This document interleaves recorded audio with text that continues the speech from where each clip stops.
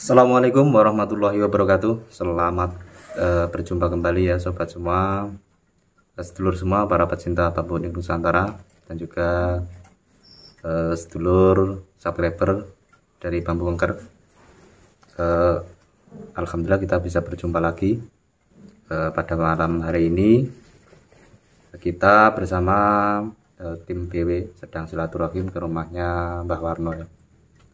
Dan alhamdulillah pada kesempatan malam hari ini Mbah Warno ada di rumah dan bisa menemani kita semua untuk berbincang-bincang dan juga ngopi bareng ya. Mungkin sedulur semua dari sedulur pembulang bambu unik ataupun pecinta bambu unik, mungkin sebagian besar ada yang kangen ya dengan Mbah Warno, karena memang sudah lama kita nggak mengadakan live, dikarenakan memang ada ini ya, situasinya masih belum stabil. Ini nanti kita akan berbincang-bincang dengan Mbah Warno sekaligus mengobati rasa kangen tim BW dan juga sedulur semua.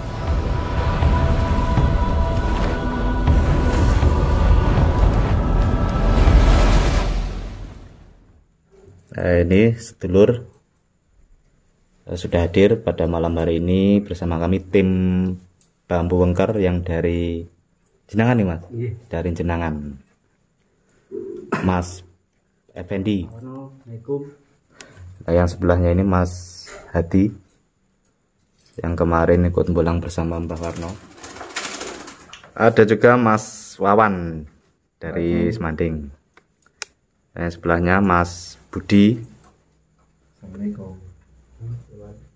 dari Siman. Dan yang itu tak asing lagi, Mas Edi. Nah, ngono kan kena. Yang pakai jaket Mas Setio. Dan yang sebelahnya ini Kang Tomo dari Selaung. Dan yang ini juga tak asing lagi, ada Mas Fuji, tim BW dari Siman. Nah, dan yang satu ini yang saat ini sedang semangat-semangatnya membulang, Mas Arifin, tim Bambu Wengker dari Siman. Assalamualaikum Mbah Warno. Waalaikumsalam warahmatullahi wabarakatuh. Niki sadangunipun boten kepanggih. Kabare gimana nih Mbah?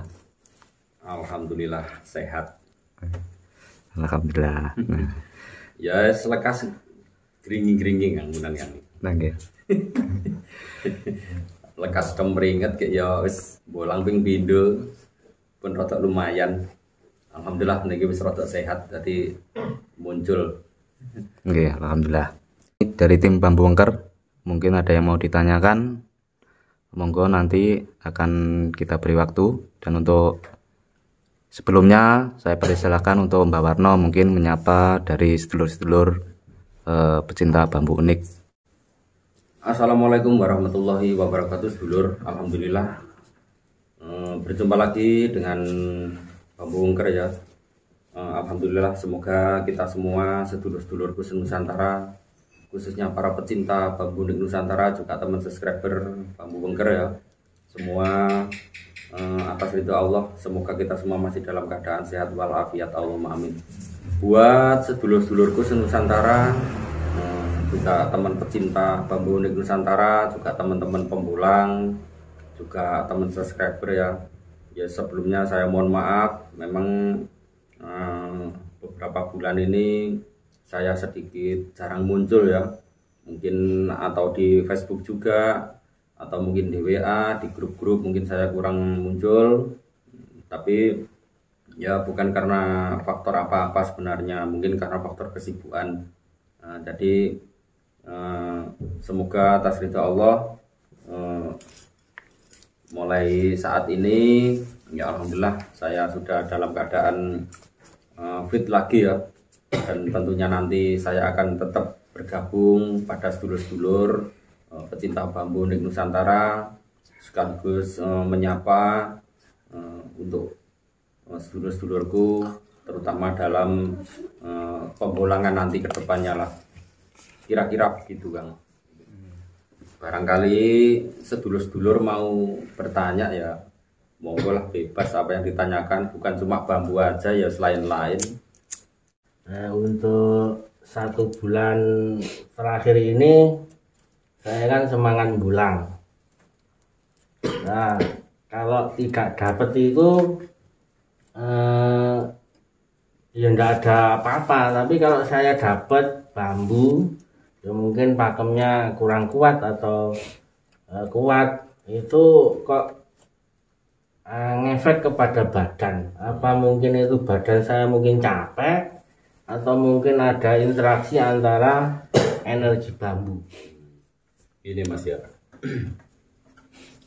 kalau untuk menghadapi dalam masalah pembolangan, memang setidaknya itu harus menyiapkan mental terlebih dahulu ya, mental. Kedua, memang kondisi badan harus fit. Soalnya kalau nggak fit secara dohir maupun batin, itu memang ngefek ya, yang jelas tetap ngefek pada jiwa kita atau pada tubuh kita. Karena yang dialami dalam pembolangan itu memang ada beberapa karakter atau faktor tentang energi alam. Yang pertama, kalau mungkin badan kita kecapean, nah, itu kalau kita di dalam pembolangan, misalkan kita berada di rumpun bambu, bambu itu kan mengandung CO2 ya, di situ akan terserap energinya, itu sudah otomatis. Satu. Kedua, memang untuk belajar di dalam pembolangan itu setidaknya harus mempersiapkan rohani kita, karena yang kita hadapi itu adalah alam. Alam itu sudah tahu, oh istilahnya itu kita sama-sama punya ruh ya, punya nyawa. Jadi bambu itu pun tahu kalau kita datangi sebenarnya gitu. Cuma kita itu tidak peka saja. Tapi kalau bagi yang sudah peka, itu sudah tahu, oh saya didatangi oleh manusia, mungkin dia akan mencari saya, kalau ketemu mungkin saya akan diambil, itu sudah tahu. Nah, akhirnya di situ timbullah suatu interaksi antara energi alam dengan rasa kita. Ya, di situ di dalam perjalanan itu pasti di situ ada efek sampingnya. Makanya di situ harus terus waspada dalam berdoa, dalam artian hati itu tetap zikir siri, supaya hati kita itu tetap terkontrol sehingga tidak mudah terserang oleh energi-energi yang negatif yang berada pada sebuah rumpun bambu. Makanya saya selalu mengingatkan pada sedulur-sedulur, kalau mau mengambil bambu atau setidaknya kalau mau bolang itu, sebelum kita masuk ke dalam medan atau kita dalam perjalanan itu, setidaknya kita harus pasang kuda-kuda.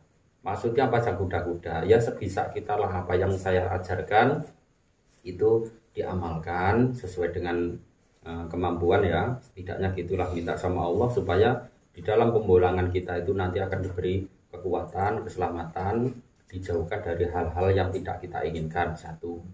Kedua, setelah kita mulai masuk ke dalam rumpun bambu itu setidaknya kita harus salam ya, salam itu. Nah, setelah kita salam, salamnya sebenarnya sama ya, cuma salam terus ditambahi sesuai apa yang pernah saya ajarkan. Lalu di situ baru interaksi. Interaksi itu dalam arti ya, harus tenang gitu. Jangan terlalu menuruti nafsu untuk selalu belajar tentang rasa, tidak usah. Karena rasa itu kalau jiwa kita itu sudah tenang, hati kita sudah berjalan, rasa itu akan muncul dengan sendirinya. Sebenarnya ilmu rasa itu tidak bisa dipelajari karena ilmu rasa itu adalah siri. Jadi ilmu rasa itu tidak perlu dipelajari, tapi dengan jiwa yang tenang, pikiran kita yang tenang, akhirnya rasa itu akan muncul dengan sendirinya. Karena dengan zikrullah di situ akan tertuntun atau jiwanya itu akan tertata dengan sendirinya. Nah, setelah itu barulah sedikit demi sedikit ilmu rasa itu akan muncul, akhirnya bisa berinteraksi dengan energi alam, energi bambu, juga rohnya bambu, juga alam-alam astral yang lainnya. Tapi kelebihan dari ilmu rasa itu yaitu bisa memisahkan antara energi positif dan energi yang negatif. Tapi kalau ilmu diiringi dengan nafsu, disitulah kedua-duanya akan berlawanan. Energi alam juga menyerang, energi dari roh bambu atau energi dari alam bambu itu pun akan menyerang, energi dari alam yang lain pun akan menyerang. Itu kalau diiringi dengan nafsu. Tapi kalau ilmu rasa ini kan berarti kita sudah berserah diri pada Allah. Disitulah nanti akan terkumpul suatu karomah pada rasa itu. Sebabnya karomah nafsu itu juga ada, karomah rasa juga ada. Nah itu, disitulah nanti akan timbul ketenangan jiwa, sehingga apa yang akan kita cari itu akhirnya meskipun ketemu itu pun tenang, andaikan tidak menemukan pun tenang. Jadi jangan sedikit pun diiringi dengan nafsu. Oleh karena itu, kalau kita sudah bisa memadukan kedua rasa itu, di situ tidak akan ngefek sama sekali setelah kita meninggalkan dari rumpun bambu tersebut. Itu. Terus kalau kita menemukan bambu, entah bambu apa saja, entah itu bambu yang pakemnya kuat atau yang tidak kuat, bahkan yang tidak berpakem, itu setidaknya itu harus tetap berdoa. Jangan tinggalkan doa penetralisiran. Karena apa? Kita tidak mendapatkan bambunya, tapi kita mendapatkan berkah dari doa yang kita baca. Maksudnya gitu. Kira-kira kayak gitu, Mas.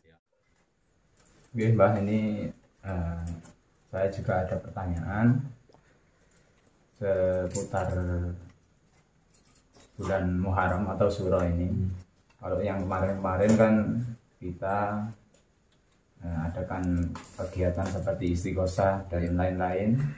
Untuk 10 Muharram yang hadir datang ini gimana, Mbak? Rencananya?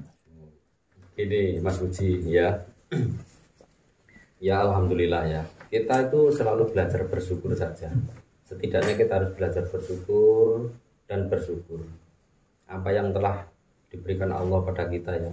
Dalam arti diberikan itu bukan cuma kita diberikan suatu kecukupan, enggak ya. Semua itu adalah pemberian Allah. Waktu itu pun pemberian Allah, suasana, kondisi, alam, apapun itu semua adalah pemberian Allah ya. Kita tetap bersyukur saja, itu satu. Kedua, untuk menyikapi tentang seperti biasanya ya, karena ini memang seperti apa yang dilakukan seluruh jamaah ya, yang berkaitan dengan 10 Muharram, sesuai dengan musyawarah tadi saya sudah menyampaikan pada semua jamaah bahwa ketentuan untuk 10 Muharram nanti atau apa yang akan kita lakukan tidak seperti biasanya, jadi nggak seperti bulan atau tahun-tahun yang lalu. Kalau tahun yang lalu memang kan belum terjadi kondisi seperti saat sekarang ini, karena sekarang ini berhubungan dengan situasi dan kondisi, kita mengikuti aturan pemerintah. Karena memang segala sesuatu itu kalau kita tidak menuruti aturan pemerintah, kita pun akan disalahkan ya. Tentunya kita itu rakyat, jadi kita harus nggak apa-apa lah, kita itu belajar ikhlas saja. Selama kita itu ikhlas, tenang jiwa kita, semua sudah diatur sama Allah ya. Itu sudah pasti. Terus nanti kalau untuk kegiatan 10 Muharram nanti ya, itu nanti ya cukup sederhana saja, setidaknya ya nggak banyak orang, tapi kita alihkan pada kegiatan yang lain seperti kita berpartisipasi ya untuk kemaslahatan. Nanti setidaknya kita bisa berbagi kasih lah pada sedulur-sedulur, seperti apa yang pernah kita lakukan pada tim BW, seperti berbagi sembako, mungkin itu nanti seperti itu. Dan nanti mungkin sedulur-sedulur yang biasanya ikut dalam kegiatan 10 Muharram, nanti saya alihkan untuk membawa sembako saja, dan sembako itu nanti kita bagikan saja kepada fakir-fakir miskin, mungkin orang-orang tua ya yang benar-benar membutuhkan itu saja. Nanti di sini cuma cukup syarat biasa, kita lakukan doa bersama, nggak terlalu lama-lama, terus kita usai, sudah gitu aja. Itu yang inti terpenting seperti itu. Soalnya ini memang kondisinya seperti ini, kita menghargai segala sesuatu keputusan dari pemerintahan gitu aja, nggak apa-apa. Pokoknya kita tetap tenang gitu aja, nggak terlalu lah. Kita mempermudah segala persoalan yang bersifat baik gitu aja. Apakah ada tips khusus dalam pembulangan biar dapat hasil yang bagus atau pakem yang kuat? Ini Mas ya. Tadi apa yang dipertanyakan, apakah ada tips dalam pembulangan untuk bisa menemukan pakem yang kuat atau tidaknya? Sebenarnya gini ya, kalau untuk ilmu pembulangan, yaitu tadi pertama itu memang dasarnya itu harus seneng ya, harus seneng, karena seneng itu adalah ruhnya ikhlas. Selama kita itu niat karena Allah dan di situ membangun hati kita, pikiran kita, jiwa kita sejernih mungkin, di situ akan muncul bambu sesuai dengan perjalanan kehidupan kita dalam sehari-hari atau perjalanan dalam rasa kita atau pikiran kita dalam sehari-hari. Karena bambu itu sebagai simbol atau lambang itu sebenarnya suatu lambang pada diri kita. Misalkan menemukan tumpang sari, disitulah letak inti pemahaman tentang bambu tumpang sari. Nah, makanya untuk pembulangan setidaknya harus mengenal nama pakem. Itu harus kunci utama, itu harus belajar mengenal nama pakem. Kalau sudah mengenal nama pakem, akhirnya di situ akan muncul pakem-pakem yang baru. Kalau kita tidak mengenal nama pakem, otomatis di situ akan kebingungan untuk menemukan bambu-bambu yang berpakem kuat. Karena apa? Kalau kita tidak tahu nama pakem, meskipun tahu bahwa di depan itu ada bambu yang berpakem kuat, itu pun tidak akan tahu. Bahkan dia tidak akan muncul bambu tersebut. Itu pertama. Jadi poinnya untuk menemukan bambu yang berpakem itu kuncinya harus tahu nama. Salah satu contoh, kita mencari pasangan aja, ya misalkan. Dan di dalam pasangan itu banyak sekali, ada Mbak Siti, ada Mbak Ayu, ada Mbak Tutik misalkan 3. Kan semua itu kan beda-beda, namanya beda, wajahnya pun beda. Nah, itu maksudnya. Tapi kalau kita tahu, oh Mbak Tuti itu orangnya cantik, Mbak Ayu orangnya setengah cantik, terus apa tadi yang satunya sedengan misalkan. Nah, di situ kita bisa memilih, mau berarti kalau yang cantik berarti kuat misalkan. Itu contohnya.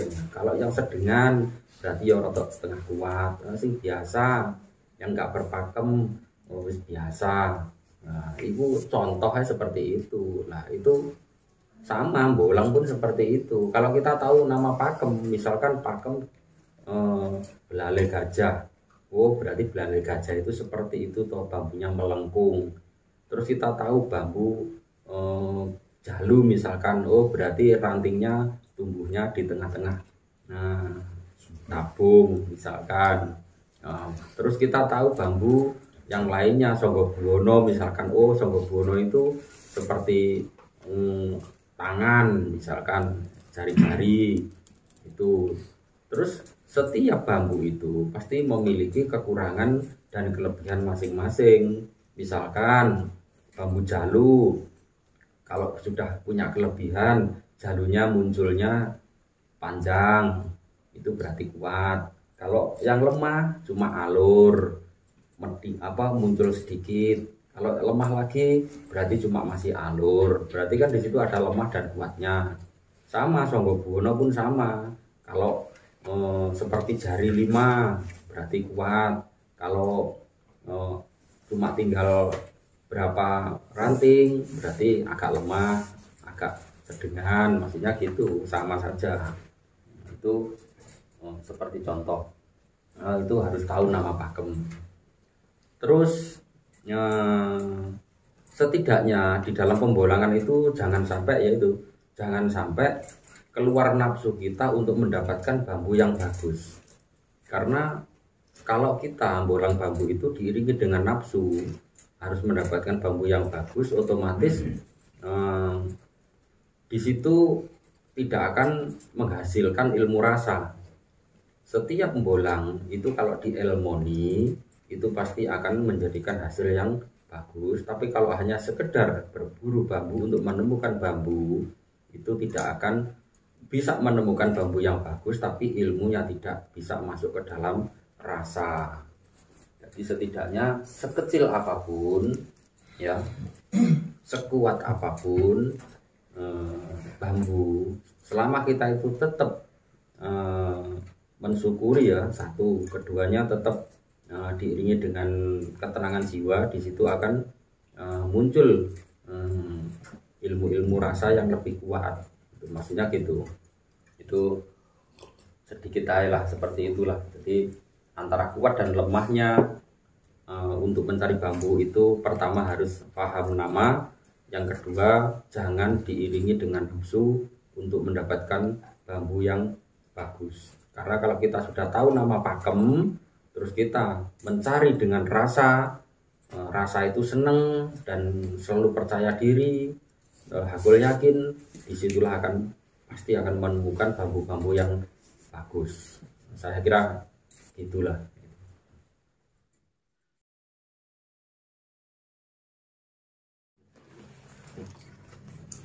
Selamat malam Mbak Warno.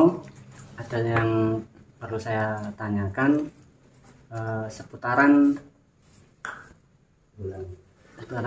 bolang, yaitu napa niku jam terbaik bolang atau hari apa yang baik untuk bolang gitu.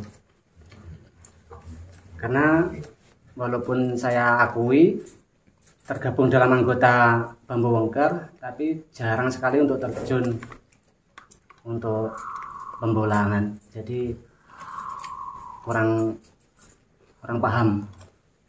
Mohon arahannya. Ini Mas Wendy ya. Kalau untuk pembolangan itu sebenarnya kita itu menuruti rasa ya. Kalau untuk urusan hari itu semua baik saja. Itu entah itu hari Minggu atau Senin sampai Sabtu Minggu semua bebas ya. Karena itu memang hari itu memang semua itu sama ya. Istilahnya sama itu ada siang ada malam, dan waktu kita bolang itu pasti di siang hari. Cuma memang kadang setiap orang itu memiliki prinsip masing-masing ya. Itu dalam arti memiliki prinsip itu ada yang menggunakan ilmu Jawa atau hitung-hitung ya. Itu soalnya memang itu sesuai dengan keyakinan apa yang dia miliki ya. Misalkan kalau orang Jawa terus apalagi dia tahu naftu hari, misalkan itu ada yang menggunakan naftu hari, misalkan hari Jumat Legi, ini kan Jumat Legi ya. Nah Jumat Legi itu kalau dihitung itu Jumat itu arahnya di timur, Legi itu juga arah di timur. Jadi lek bolang yo ojo ngetan, lek iso yo ngalor ngidul atau pengulon. Itu kalau hitungan Jawa ya. Terus itu salah satu contoh itu, dan lain-lainnya lah, itu banyak lah. Soalnya banyak hitungan itu. Tapi kalau ilmu rasa itu tidak lewat hitungan hari atau tidak lewat hitungan jam. Ketika kita ada waktu itu maksudnya hati kita itu pas bertepatan dengan ikhlas. Itu karena niat itu adalah berarti harus ada ikhlas. Oleh karena itu saya selalu mengajarkan segala sesuatu apa yang kita lakukan di dalam kehidupan ini, bukan cuma bolang ya, termasuk kehidupan kita harus diiringi dengan rasa senang, supaya hati kita itu tetap terkontrol dalam setiap waktu. setiap detik, setiap nafas ya. Oleh karena itu di dalam pembolangan bambu, kalau hati kita itu sudah ikhlas, sudah seneng, itu berangkat itu yang lebih baik. Soalnya bolang itu tidak harus membutuhkan waktu yang lama. Seperti kita sedang mencari rezeki. Kalau memang bolang itu nanti waktunya itu panjang misalkan, tapi ternyata setelah mencari bahkan sampai sehari pun nggak menemukan atau setengah hari pun nggak menemukan, tapi terkadang ada waktu sedikit hati kita tenang, jiwa kita ikhlas, barusan masuk ke dalam barongan saja sudah menemukan bambu. Nah, berarti kan di situ ada titik temu. Berarti waktu yang lama dengan waktu yang dekat itu tidak sama. Semua itu tergantung pada rezeki kita. Makanya saran saya, setiap bolang itu setidaknya harus benar-benar dikuatkan keterangan jiwa, dasarnya ya seneng, ikhlas, niat, itu maksudnya seperti itu. Jadi nggak harus jam-jam tertentu. Cuma memang selama pengalaman saya berburu bambu, kelemahan pada sebuah bambu itu yang bagus itu terletak pada antara adzan dan iqomah.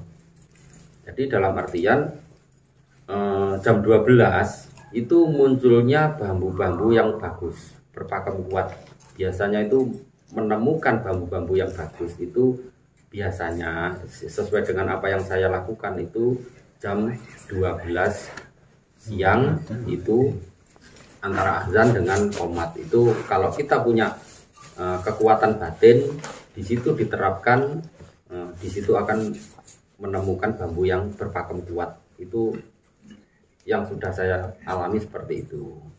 Tapi ya tidak harus tidak selalu menemukan, tapi kelemahan dari bambu itu terletak pada waktu-waktu antara iqomah dengan adzan. Itu tadi. Saya kira gitu ya. Sudah paham ya? Sekundalu, Mbak Warno. Jadi sedikit bertanya. Untuk Mbak Warno selama pembulangan, untuk dari awal sampai sekarang itu, yang pertama yang saya tanyakan tuh, adakah kendala teknis dan non teknis? Misalnya itu kalau teknis nyata, mungkin setiap mau berangkat pembulangan ada yang ketinggal atau apa yang alat-alatnya yang ketinggal atau yang ada yang rusak. Dan yang non teknis, adakah gangguan-gangguan dari alam, misalnya waktu pemotongan bambu, terus waktu setelah pemotongan bambu itu adakah gangguan-gangguan dari alam lain? Jadi Mas Abul,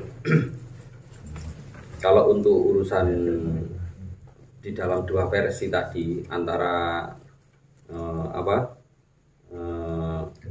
kendala dengan gangguan, istilahnya kendala ya gangguan ya, itu aja. Jadi antara positif dan negatif, intinya gitu kan. Kalau di dalam pembolangan ya sebenarnya setiap pembolang itu semua pasti pernah mengalami suatu kendala ya. Itu dalam pembolangan. Ya memang terkadang ada yang lupa bawa alat. Karena apa? Ada yang bawa alat tapi ternyata setelah mendapatkan bambu besar ternyata alatnya kurang, itu juga ada. Tapi setiap bolang itu kalau sudah diniati dari rumah tentulah di situ pasti membawa alat ya, yang jelas sudah membawa alat. Tapi andaikan di situ mendapatkan bambu yang mungkin kesulitan, biasanya dulur-dulur itu kalau dekat rumah ya pinjam gitu. Jadi sebenarnya alat itu tidak bisa dipersoalkan ya, tidak bisa dipersoalkan. Karena apa? Mungkin kalau untuk menemukan bambu, kalau memang tidak mampu alat kita, mungkin bisa diambil lain waktu ya, mungkin besoknya atau jadi nggak harus selalu diambil, enggak, itu selama di situ aman. Itu masalah urusan kendala alat ya. Terus yang kedua, apakah di dalam pembolangan itu ada suatu gangguan ya setelah kita mendapatkan bambu, terus di situ akan menjadikan suatu ngefek pada diri kita setelah membawa bambu itu? Sebenarnya gini, setiap bambu itu kembalinya itu yaitu tadi seperti yang sudah saya sampaikan ya, segala sesuatu itu kalau belajar di alam dan istilahnya itu mulai belajar di ilmoni itu pasti ada kendalanya, karena memang itu adalah ujian dari jiwa kita. Kita berani berbuat, setidaknya kita harus bersiap-siap, harus berani bertanggung jawab, bisa menerima akibat sebab dan akibatnya. Nah, oleh karena itu saya selalu menghimbau, makanya seperti yang sering saya sampaikan, setiap kita mau melangkah itu setidaknya harus sedia payung sebelum hujan. Dalam arti apa? Satu, niat karena Allah. Kedua, hati senang, ikhlas, tenang, hati tetap ingat pada Allah. Itu adalah kunci utama.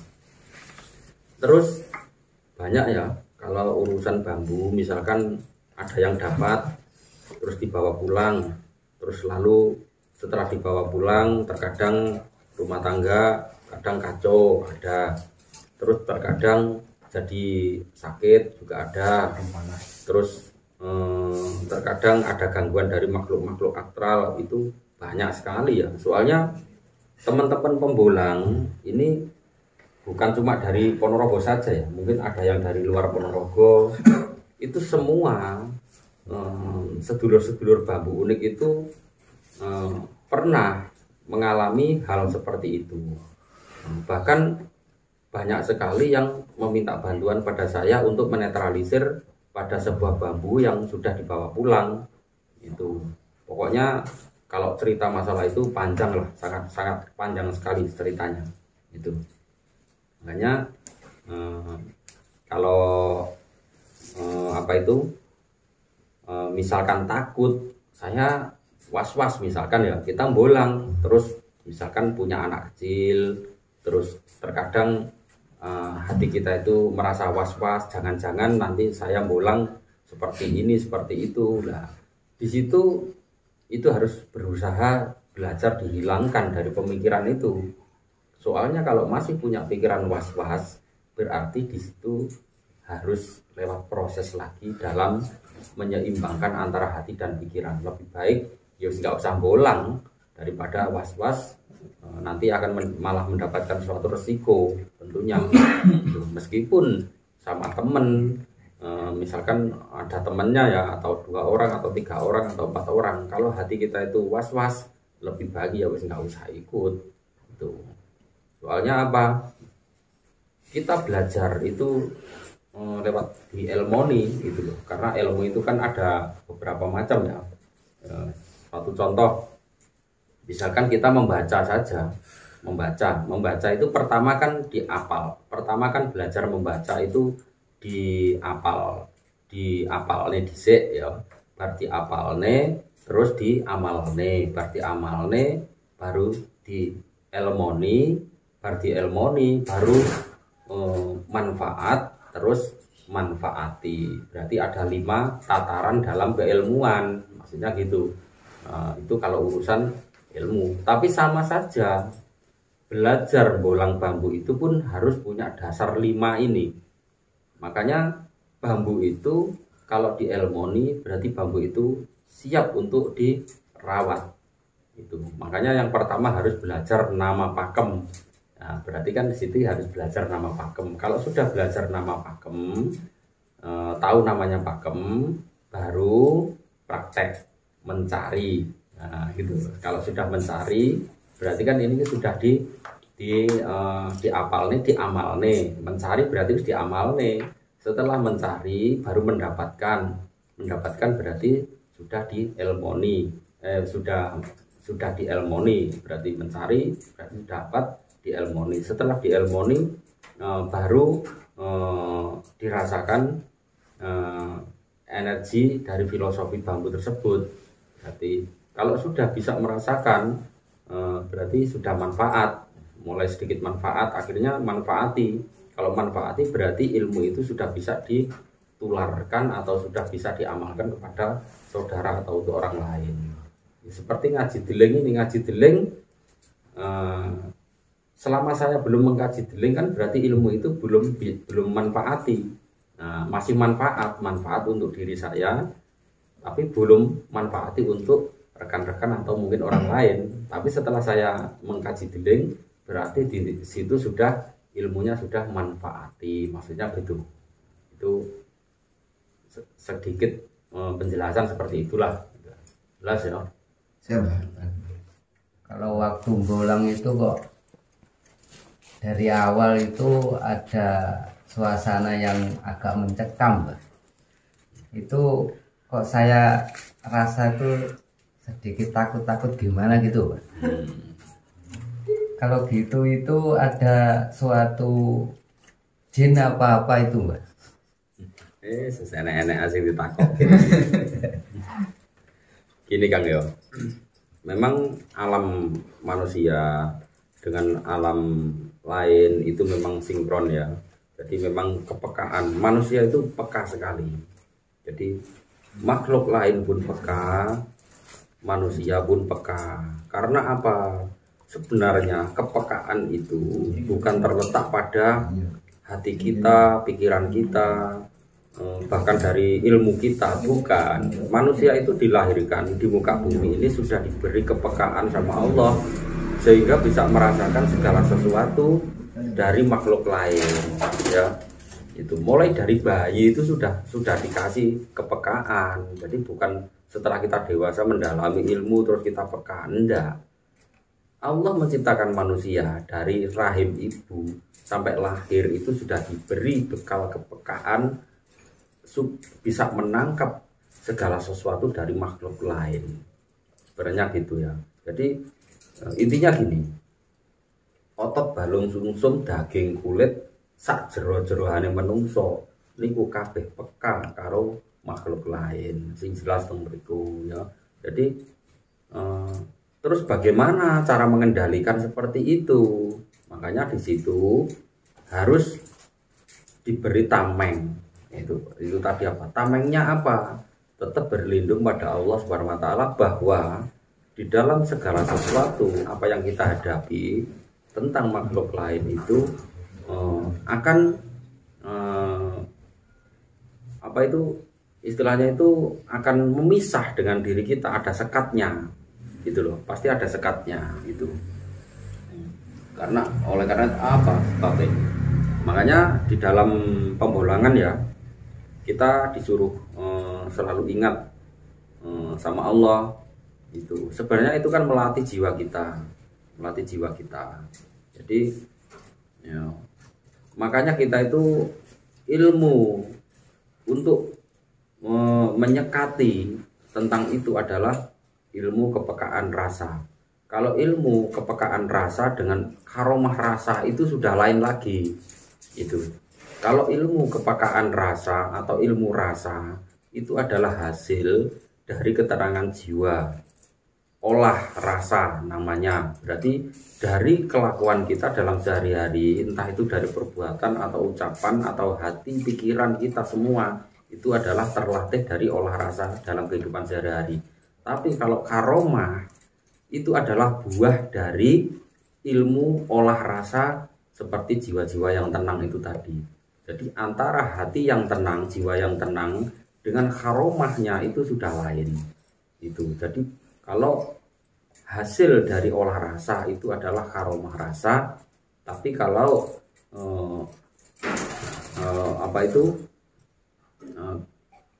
dari rasanya itu sudah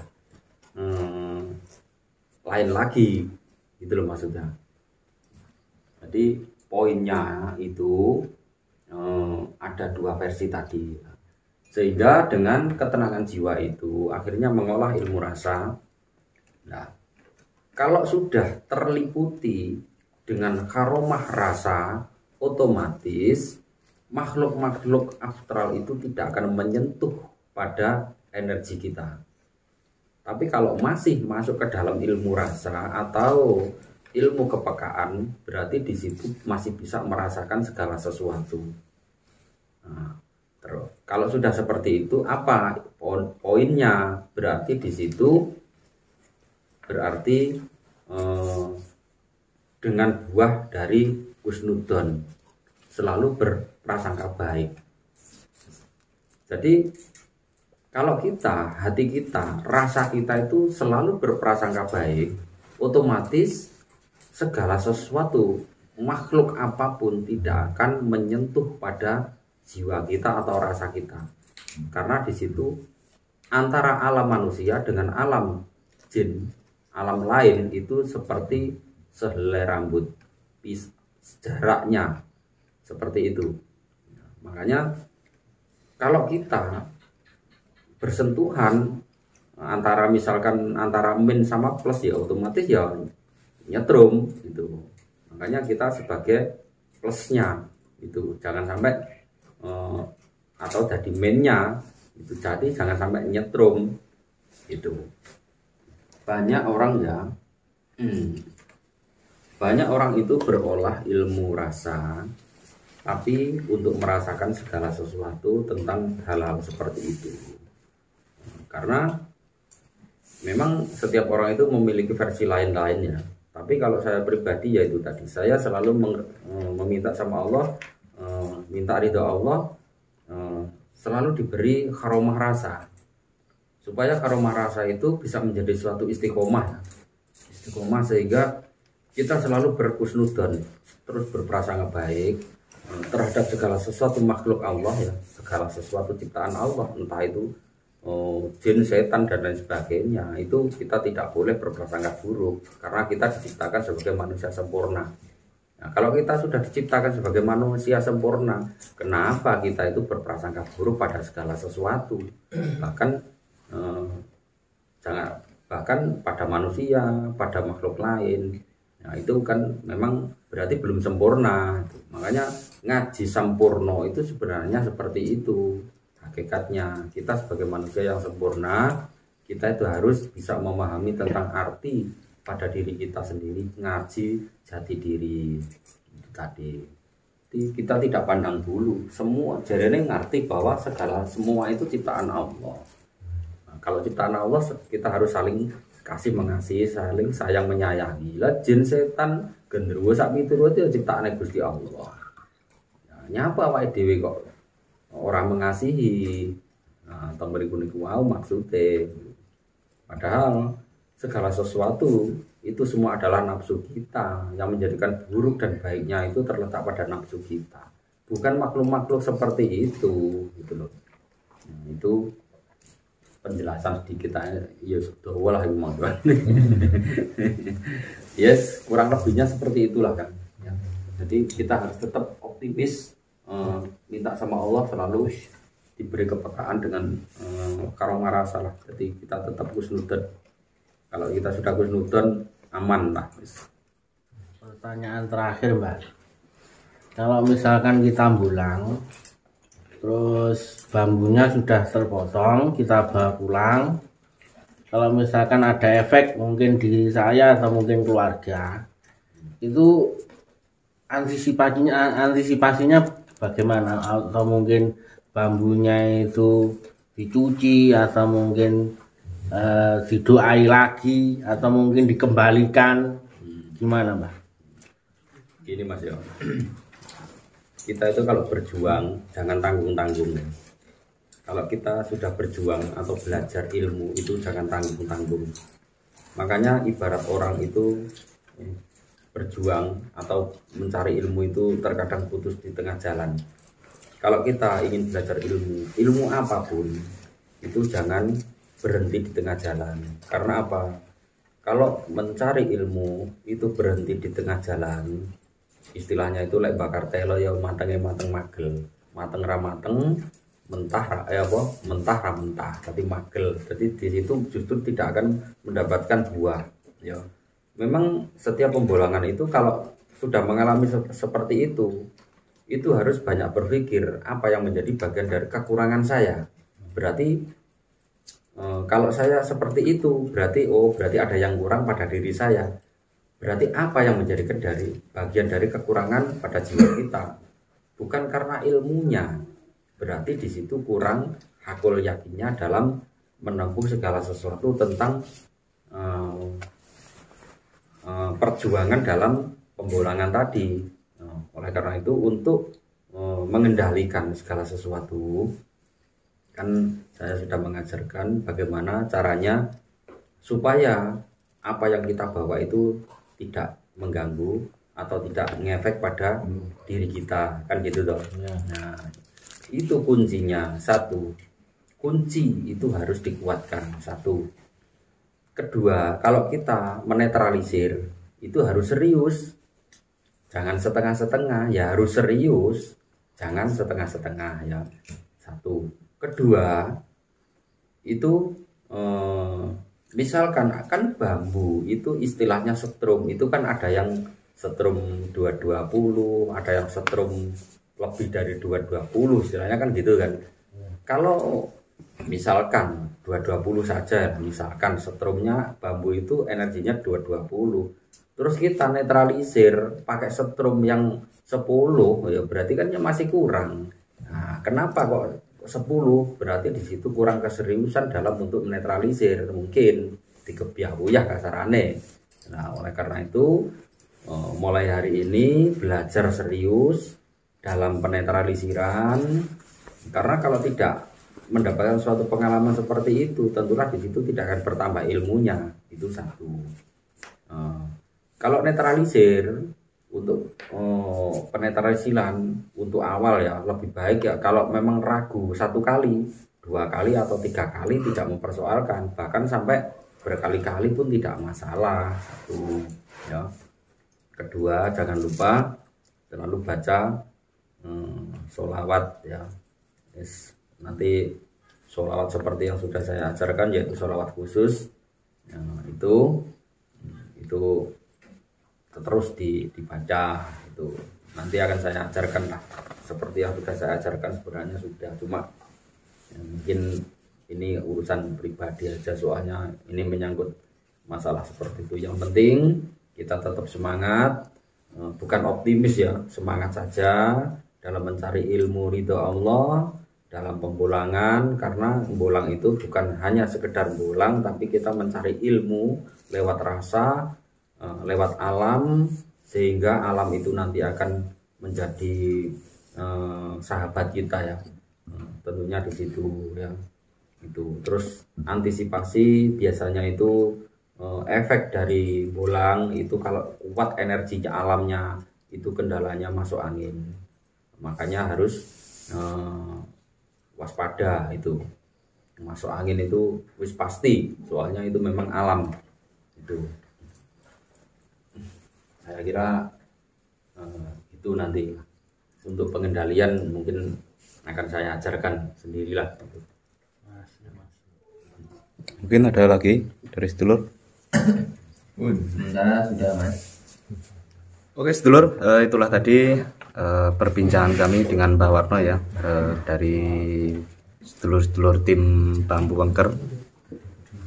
Semoga saja obrolan ataupun perbincangan kami dengan Mbah Warno sedikit bisa menjadikan motivasi ataupun bisa menjadikan edukasi buat sedulur semua mengenai tentang bambu unik ataupun dalam pembulangan bambu unik.